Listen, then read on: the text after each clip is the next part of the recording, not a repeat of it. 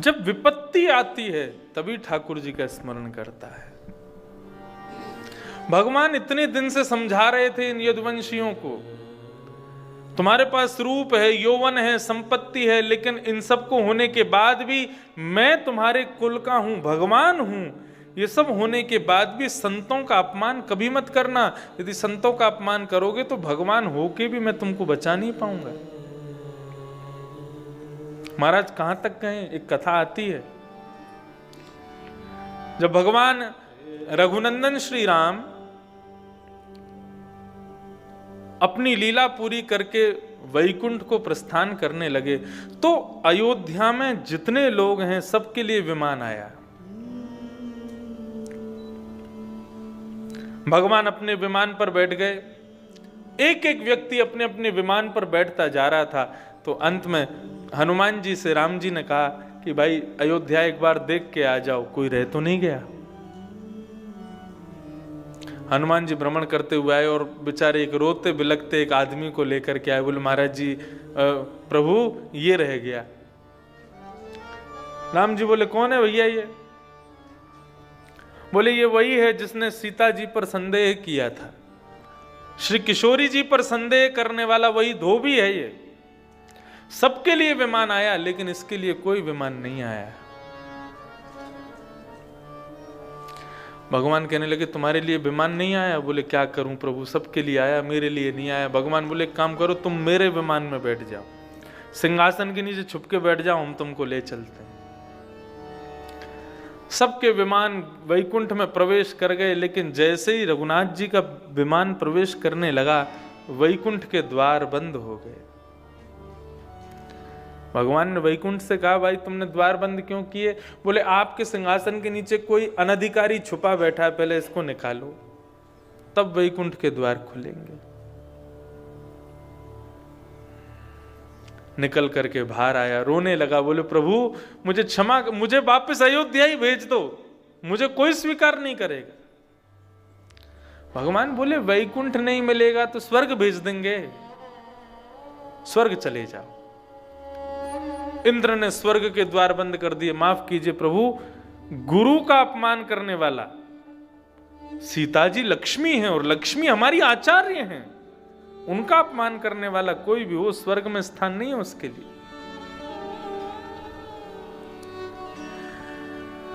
रघुनाथ जी बोले स्वर्ग में नहीं है तो ब्रह्मलोक चले जाओ। ब्रह्मलोक में भी मना कर दिया, बोले यहां नहीं आएगा ये। शिवलोक कैलाश में भेजा, बोले कैलाश चले जाओ। रघुनाथ जी ने भगवान शिव से कहा तुम आप भूतों को आश्रय देते हो, ये मानव है, इसके लिए वैकुंठ के द्वार बंद हो गए, स्वर्ग के द्वार बंद हो गए, आप तो स्वीकार कर लो। शंकर जी कहने लगे मैं भूतों को स्वीकार कर सकता हूं, लेकिन आचार्य की अवहेलना करने वाले को तो शिवलोक में भी स्थान नहीं, मना कर दिया। सब स्थानों से मना हो गई तो अंत में एक ही स्थान बचा, नरक। भगवान श्री राम कहने लगे देखो तुम घबराओ मत, हम यमराज को बोल देंगे तुमको कोई यातना नहीं मिलेगी, लेकिन नरक में रहने को तो मिलेगा, चले जाओ। यमलोक जैसे ही जाने लगा तो यमराज ने भी द्वार बंद कर दिए। पापियों को स्थान मिलता है नरक में, लेकिन गुरु अवहेलना करने वाला, आचार्य की अवहेलना करने वाले को नरक में भी स्थान नहीं है प्रभु। तो सावधान हो जाइए। गुरु अपमान, गुरु अवज्ञा करने वाले को नरक में भी स्थान नहीं मिलता, संतों की अवज्ञा करने वाले को नरक में भी स्थान नहीं मिलता, ब्राह्मणों का तिरस्कार करने वाले को नरक में भी स्थान नहीं मिलता। भगवान उसका कल्याण कैसे कर देंगे? आज समस्त यदुवंश बैठा है और सब केवल भगवान को देख रहे हैं, चिंता हो रही है सबको कि प्रभु बचाओ हमको।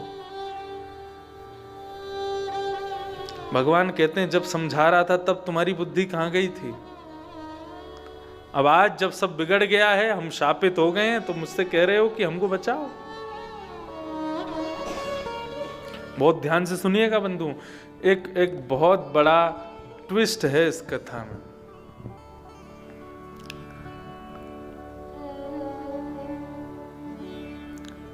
भगवान समस्त यदुवंशियों के मध्य में बड़ी चिंता व्यक्त कर रहे हैं, क्या करूं, आज मैं भगवान होकर के भी तुम्हारी रक्षा नहीं कर पाऊंगा।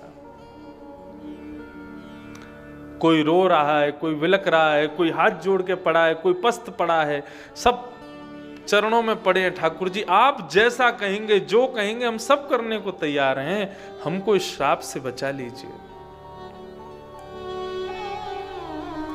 भगवान तभी कहते हैं एक उपाय है यदि करो तो। बोले क्या? बोले हमारी द्वारिका नगरी समुद्र के बीच में है, समुद्र पार करके जब जाएंगे तो वहां प्रभाषित क्षेत्र है। प्रभाषित क्षेत्र में भगवान शिव का एक मंदिर है, उसका नाम है सोमनाथ। सौराष्ट्र में जो सोमनाथ मंदिर है, ये भगवान शिव का वो मंदिर है जो श्रापों को दूर करते हैं। यदुवंशी कहने लगे श्रापों को दूर करने वाले शंकर जी, मतलब कैसे? बोले कि एक बार चंद्रमा को श्राप दे दिया चंद्रमा के ससुर जी ने। दक्ष प्रजापति ने अपनी 16 पुत्रियों का ब्याह किया चंद्रमा के साथ। ये नक्षत्र सुने होंगे ना, ये दक्ष प्रजापति की 16 पुत्रियां, उनका ब्याह हुआ चंद्रमा के साथ। लेकिन चंद्रमा को सबसे ज्यादा प्रिय है रोहिणी, रोहिणी नक्षत्र। तो बाकी की कन्याओं ने जाकर के अपने पिता से शिकायत कर दी कि हमारे पति जो चंद्रमा है, जिनसे आपने हमारा ब्याह किया, वो केवल रोहिणी से प्रेम करते हैं, हमसे प्रेम नहीं करते। तो दक्ष ने श्राप दे दिया, बोले कि तुम केवल एक बेटी से प्रेम करते हो, बाकियों को कष्ट देते हो। मैं श्राप देता हूं, तुम अपने रूप से विहीन हो जाओ, तुम अपने रूप से क्षीण हो जाओ। चंद्रमा कहने लगे मुझे ये श्राप मिला, इसका मुझे दुख नहीं है। मुझे दुख इस बात का है कि कष्ट आपकी बेटियों को ही होगा। मैं जिस दिन अदृश्य हो जाऊंगा उस दिन आपकी बेटियां विधवा हो जाएंगी, और एक नहीं सारी बेटियां विधवा होंगी। दक्ष बोले मैंने ये तो सोचा ही नहीं, अब क्या करें? तब दक्ष प्रजापति ने चंद्रमा को कहा कि तुम समुद्र के किनारे सौराष्ट्र में शंकर जी की अर्चना करो, शंकर जी की प्रार्थना करो, ब्राह्मणों को खूब दान देना। वहां शंकर जी यदि तुमसे प्रसन्न हो जाएं तो तुम्हारा श्राप वरदान में परिणत हो सकता है। तब चंद्रमा ने आकर के भगवान शिव का यजन किया, ब्राह्मणों को दान दिया। तब सोमेश्वर महादेव सोमनाथ भगवान ने उसको आशीष दिया कि 15 दिन तक तो ससुर जी का श्राप लगेगा तुमको, तुम हर दिन छोटे होते चले जाओगे, एक दिन अदृश्य हो जाओगे, लेकिन जिस दिन अदृश्य होगे उसके अगले दिन मेरा वरदान तुमको मिलेगा, तुम फिर से अपने रूप में आने लग जाओगे, और अगले 15वें दिन यानी कि पूर्णिमा को तुम अपने पूर्ण आकार में आ जाओगे। तो 15 दिन तुम रहोगे वरदान में और 15 दिन रहोगे श्राप में। जाओ। तो भगवान कृष्ण ये कथा सुना रहे हैं यदुवंशियों को, भैया यही उपाय है। और क्या कह रहे हैं? तेषु दानानि पार्थेषु श्रद्धयो त्वामहन्ति वै ब्रजीनानि तरिष्यामो दानैनो विरिवारणम्। दान की महिमा बताई। हम लोग जाएंगे वहां शंकर जी का यजन करेंगे और ब्राह्मणों को खूब सारा दान देंगे। बोले दान करने से क्या होता है? बोले ब्राह्मणों को दान करने से, बोले जिस प्रकार बीच नदी में फंस जाए कोई, बीच नदी के भंवर में यदि फंस जाए, उस समय लकड़ी का कोई भाग मिल जाए या नाव मिल जाए तो उसी से पार हुआ जा सकता है। इसी प्रकार यदि कोई व्यक्ति बहुत बड़े संकट में फंस जाए तो उस समय ब्राह्मण ही नौका का काम करते हैं। ये ब्राह्मण ही नौका के समान है। जीवन की कैसी भी परिस्थिति आ जाए, मैं आपको अपनी आप बीती बता रहा हूं। जब मेरे जीवन की पहली कथा हुई 2015 में, उस समय किसी कारणवश, मैं केवल 18 वर्ष का था, कारणवश 18 वर्ष का नहीं था, एक रोग हुआ था मुझे, और उसकी वजह से मैं दिल्ली के मैक्स हॉस्पिटल में एडमिट रहा था। 15 दिन एडमिट रहा। डॉक्टरों ने पिताजी को स्पष्ट मना कर दिया, आप अपने पुत्र से कथा मत करवाइएगा। पिताजी ने क्योंकि कहा कि भाई 15 दिन बाद कथा, इसको ठीक करो। उन्होंने कहा महाराज जी 9 महीने की दवाइयां चलेंगी, उससे पहले यदि आपने अपने पुत्र को कथा करवाई और व्यासपीठ पे इनको बिठाया। अच्छा, व्यास बन के कथा करना साधारण बात नहीं होती महाराज, लॉट्स ऑफ प्रेशर, बहुत प्रेशर होता है एक व्यास के ऊपर। और चलो यहाँ तो एक पारिवारिक जैसी कथा है, ऋषिकेश, यहाँ पे कोई लोग ज़्यादा फूल चट्टी आ भी नहीं सकते, इतना प्रचार भी नहीं है, इतना वो भी नहीं है, तो एक पारिवारिक कथा है, तो यहाँ तो लोग सीमित बैठे हैं। जो कथाएं होती हैं बाहर तो हजारों लोग बैठते हैं। उन हजारों लोगों का कंसंट्रेशन बना के रखना, विषय से बिल्कुल भी उतरना नहीं, विषय लेकर के कथा करना, और बहुत सारे प्रेशर होते हैं दिमाग पे। हर कथा में हर बार कुछ नवीन कहना, हर भाव को नए तरीके से समझाना, खूब अध्ययन स्वाध्याय करना, सब कुछ होता है। फिर भजन भी पुराने हो जाते हैं, हर 2-3 कथा में नए नए भजन भी लाने पड़ते हैं, लोगों को उससे आनंद आता है। तो ये सब प्रेशर होता है। बोले कि आप इतना प्रेशर इनके दिमाग पे देंगे तो इनका जीवन फिर खतरे में आ जाएगा, तो आप कथा मत करवाना इनसे। तो द्वारिका कथा के लिए ये हो चुका था कि भाई अब क्या करें, इतने लोगों को आमंत्रित किया, यश भैया भी आए थे, माता जी भी आई थी कथा में।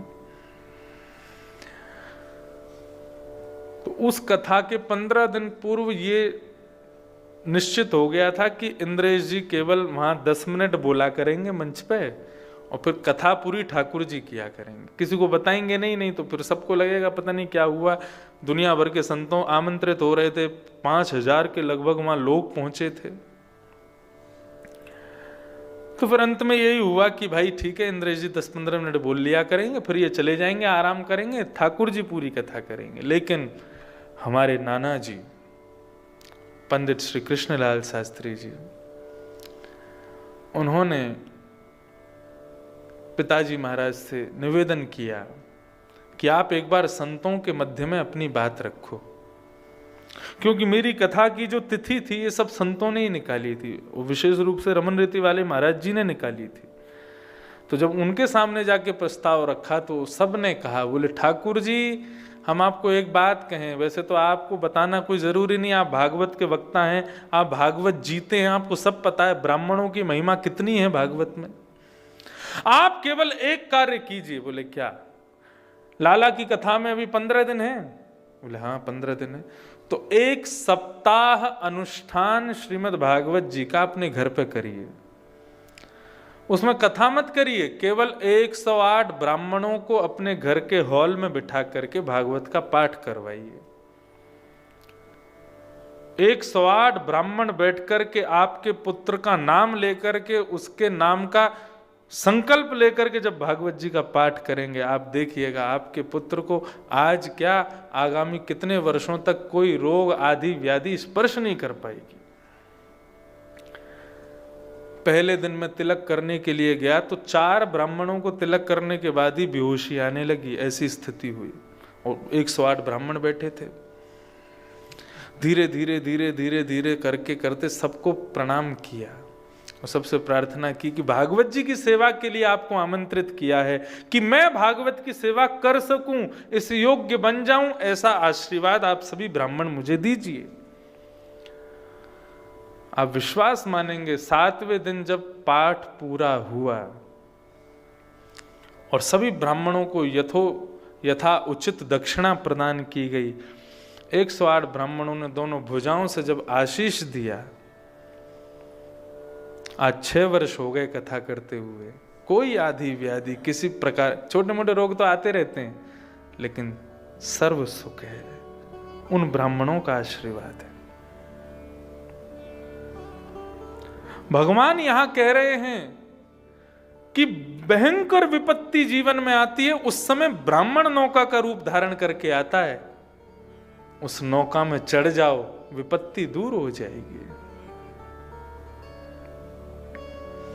तेषु दानेषु पात्रेषु, दान का पात्र कौन है? बोले पात्र को दान करो। पात्र कौन है? केवल ब्राह्मण पात्र है। श्रद्धयो, कैसे दान करो? बोले श्रद्धा से करो, अश्रद्धा से नहीं। श्रद्धा विहरितम यज्ञम तामसम परिचिक्षते, गीता में भगवान कहते हैं यदि आपने किसी को दक्षिणा दी, 100 रुपया भी दे रहे हो, अरे 100 की जो छोड़ो, 10 रुपया भी किसी ब्राह्मण को दे रहे हो ना, वो भी अश्रद्धा से दे रहे हो, तो 10 रुपया भी लगेगा नहीं। और श्रद्धा से 1 रुपया भी दान किया जाए तो वो भी कोटि करोड़ों के समान है। तेषु दानानि पात्रेषु, ब्राह्मणों को दान करेंगे, भगवान कह रहे हैं सब यदुवंशियों से। और कैसे करेंगे? बोले बहुत श्रद्धा से करेंगे, खूब प्रेम से करेंगे। ब्रजीनानि तम तरिष्यामो दानेनो भिर्मार्णवम्। हो सकता है कि हम इस भवाटवी से बच जाएं, जो श्राप हमको लगा है हम इससे मुक्त हो जाएं। सारे यदुवंशी खुश हो गए, बोले हाँ आपने बहुत बढ़िया उचित बताया। अरे महाराज अब जल्दी तैयारी करो, जल्दी चलते हैं, सौराष्ट्र चलेंगे, शंकर जी की अर्चना करेंगे, ब्राह्मणों को दान करेंगे, हमारा श्राप दूर होना चाहिए बस। भगवान बोले चलो अब सब लोग जाओ अपने अपने घर, तैयारियां करो जाकर के। सारे यदुवंशी चले गए, लेकिन एक कोने में बैठा उद्धव और घूर रहा है भगवान को। यहां पर शब्द क्या लिखा है? नित्यम कृष्ण मनुव्रत। ध्रुव जी की स्थिति कैसी है? बोले ध्रुव जी कोने में बैठते हैं और बिना पलक झपकाए हुए कन्हैया को देखते रहते हैं।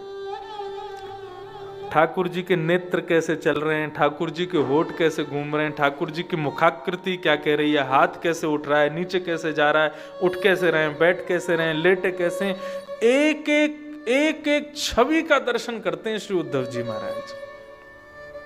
अच्छा एक बात बताएं, जब आप किसी को निरंतर इस प्रकार देखते रहते हो तो उसकी स्थिति का अनुभव होने लग जाता है। उसको कब क्रोध आ रहा है, वो कब प्रेम से बात करेगा, कब शांत मुद्रा में है, कब प्रसन्न मुद्रा में, आपको पता चल जाता है। जैसे कई बार बेटा कोई गलती कर दे और पिता के पास जा रहा हो और माँ को पता हो कि पिता का मूड ठीक नहीं, वो पहले ही बेटा को रोकती, अभी मत जा, उनसे बात मत कर। बोले क्यों? अभी मूड ठीक नहीं लग रहा उनका मुझे, कल जब सुबह नाश्ता कर लेंगे ना तब बात करियो। क्योंकि उसको पत्नी को पता है कि मेरे पति का मूड कब ठीक होता है। जैसे हम बालक हैं, हम जब स्कूल नहीं जाना होता था तो मम्मी को कैसे मनाऊं? तो मम्मी भोजन करने के बाद में रात्रि में शयन से पहले, भोजन करने के बाद और सोने से पहले के बीच का जो समय है, इसमें हमारी माताजी होती थी आलस में, और उस समय उनसे जो कह दो वो सबकी हाँ बोल देती थी।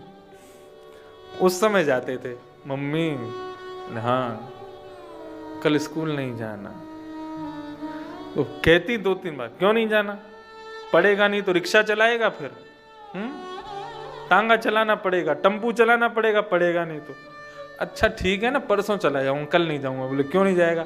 अरे वो इंग्लिश का होमवर्क पूरा नहीं हुआ, फिर मैम मेरे को मारेगी। अब आपके बेटे को कोई मारे अच्छा लगता है आपको? ऐसे करके थोड़ी चुपड़ी हुई बातें करते तो फिर माँ बोलती अच्छा ठीक है परसों जाएगा ना? बोले हाँ जाऊंगा। कल की छुट्टी कर लूं? बोले कर ले, हो जाती छुट्टी।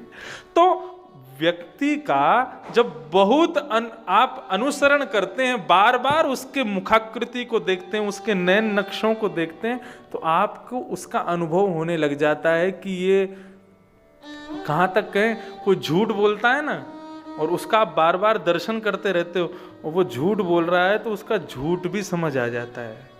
आप तब तो कुछ नहीं कहते, बोले देखो झूठ बोल रहा है सबके आगे, आपको अंदर से पता होता है कि जरूर कोई बात है। अब ट्विस्ट क्या है इस कथा में, सुनो। उद्धव जी महाराज उठ के नहीं गए, सारे यदुवंशी चले गए, भगवान बैठे। भगवान बोले उद्धव तुम क्यों नहीं गए? कितनी शोक की बात है ना, हमारे यदुवंश को श्राप लग गया। अब मैं नहीं करूंगा तो कौन करेगा? मुझे तो बताना ही पड़ेगा कोई ना कोई उपाय। उद्धव जी महाराज उठ करके जाते हैं और भगवान से कहते हैं, बोले कि आपको ब्रजवासियों ने चोर कहा, लेकिन उनको झूठा भी कहना चाहिए था। आपसे बड़ा झूठा नहीं है दुनिया में कोई। मजाक में कह रहे हैं, विनोद में कह रहे हैं। भगवान बोले ऐसा क्यों बोलते हो भाई?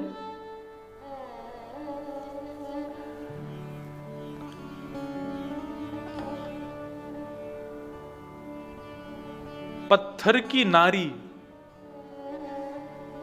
उसको श्राप लगा वो पत्थर बन जाए। केवल आपकी चरण के रज के कण उस पर पड़ गए, तुरंत सुंदरी बनकर के प्रकट हो गई। जो क्षमता आपके चरण की रज के कण में है, वो क्षमता इतनी है कि किसी के श्राप को वो दूर कर सकती है। और यहां पे आप पूरी रामायण बांच रहे थे 1 घंटे से, वहां जाएंगे सौराष्ट्र में ये करेंगे वो करेंगे वो करेंगे, उससे हमारा श्राप दूर होगा।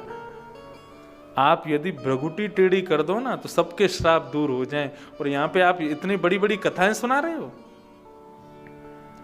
और रही बात, तुम मुझसे ज्यादा कोई नहीं जानता, ये जितने भी श्राप हैं, जितने भी सूतक पातक, ये सब कुछ हैं, ये सब ब्रह्मा की बनाई हुई स्थानों पर लगते हैं, लेकिन द्वारिका को विश्वकर्मा ने बनाया, यहां पे कोई श्राप नहीं लगता किसी को। भगवान तुरंत गए, उद्धव का मुंह बंद करके बोले चुप, बोल मत। ये गूढ़ रहस्य तुझको कैसे पता? ये तुमको कहां से पता चला कि यहां द्वारिका में श्राप नहीं लगता किसी को? तब यहां कहते हैं, श्री शुकाचार्य जी वर्णन कर रहे हैं उद्धव की मनस्थिति का, नित्यम कृष्ण मनुव्रतम। वो नित्य कृष्ण को देखते रहते हैं, देखने मात्र से उनके हृदय की भावना उनको पता है। उद्धव जी जानते हैं, बोले श्राप लगा नहीं है यदुवंशियों को, आप समुद्र पार करके सौराष्ट्र में ले जाओगे, वहां जैसे ही ये लोग उतरेंगे नाव से, वो ब्रह्मा की बनाई हुई भूमि है, वहां उतरते ही इनको श्राप लग जाएगा। मैं सब जानता हूं। आप इनको श्राप लगवाने ले जा रहे हो, श्राप दूर करवाने नहीं ले जा रहे हो। इसके पीछे भी कारण है कि द्वारिका में श्राप सूतक पातक क्यों नहीं लगते। द्वारिका छोटी मोटी नहीं है। द्वारिका जो समुद्र में डूबी थी, उसका क्षेत्रफल बहुत बड़ा था। श्रीमद् भागवत में द्वारिका कितनी बड़ी है उसका कैसे पता बताया गया? बोले द्वारिका में यदुवंशियों के जो बच्चे स्कूलों में पढ़ते हैं, एक कक्षा में 50 बच्चे पढ़ते हैं, उन 50 बच्चों को एक अध्यापक पढ़ाता है। ऐसे द्वारिका में 50 करोड़ अध्यापक हैं, तो सोचो बालक कितने होंगे। यदुवंश छोटा नहीं था, बहुत बृहद था, विशाल था। द्वारिका में नित्य ही कोई ना कोई शोक मनता रहता था। अच्छा, एक ही खानदान होता है ना, तो कई बार क्या होता है, जैसे कि हमारे दादा के सबसे छोटे भाई, उनके घर में भी कोई यदि सूतक पातक होता तो हमको भी करना पड़ता है ना, क्योंकि दादा का परिवार तो एक ही था। आज भगवान रुक्मणी जी को कहते आज कोई बढ़िया पकवान बना, बोले आज पकवान नहीं बनेगा। बोले क्यों नहीं बनेगा? बोले हमारे यदुवंश में वो वाले भैया है ना, उनके घर में कोई माता जी पधार गई, भगवान बोले रोज हमारे घर में कोई ना कोई, कभी किसी के बालक हो जाता है तो सूतक वो हो जाते हैं सोबर, कभी कोई वृद्ध माता जी पधार जाते सूतक हो जाते, कोई उत्सव मन ही नहीं पाता। रुक्मणी जी बोली मेरी क्या गलती, आपका यदुवंश है ही इतना बड़ा। तो भगवान ने फिर ये नियम बना दिया, बोले ब्रह्मा जी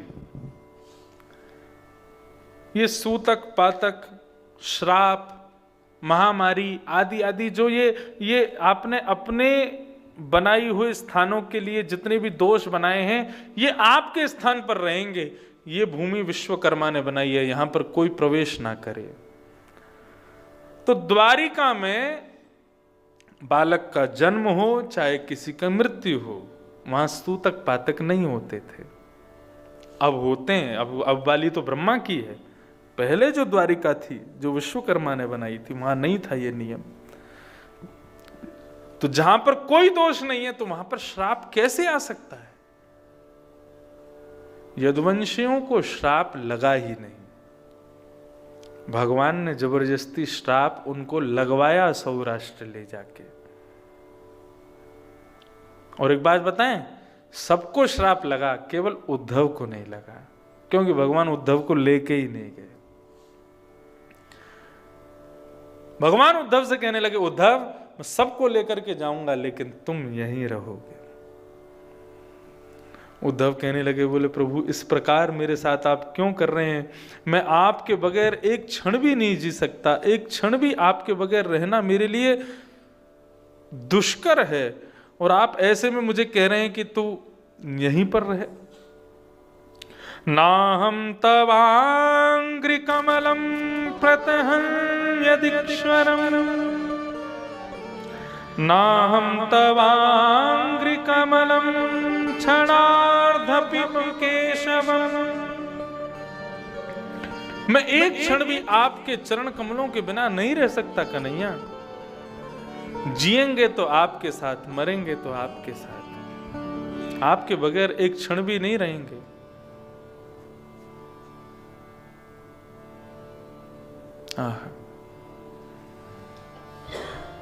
कृपा की न होती जो आदत तुम्हारी, कृपा की न होती जो आदत तुम्हारी, कृपा की न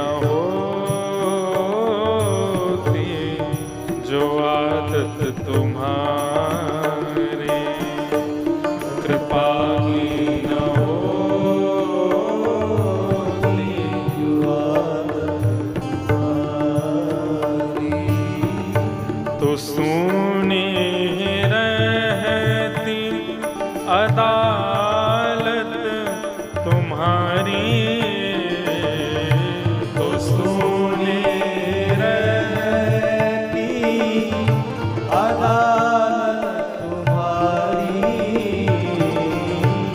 कृपा की न हो